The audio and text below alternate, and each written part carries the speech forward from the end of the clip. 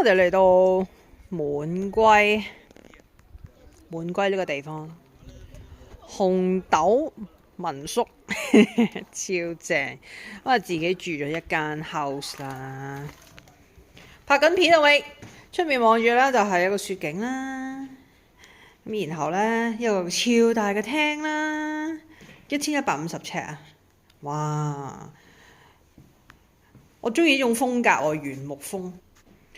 呢度有個呢啲品茶同埋擺設啊、嘆茶地方啦，望住出面都係雪景。呢度呢，有個開放式廚房，有個火爐扮嘅啫。跟住嚟到呢度呢，就一個房、廚房、廁所，全部乾濕分離。第一間房，每一張床都有1.5米嘅喎，闊嘅喎。望翻住出面又望翻滿歸鎮啦，啲屋仔啦。好，行翻出廳，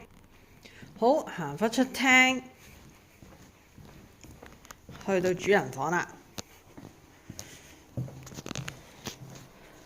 都係一樣啦，個廁所其實係好大，我要行1步、2步、3步、4步咧，先至去到呢個去廁所個位置。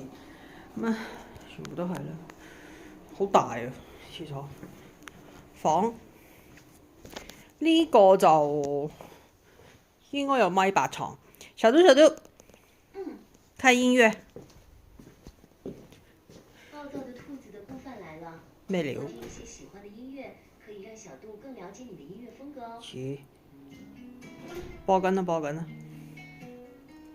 小杜開窗簾。在哪？開窗簾吧。好的。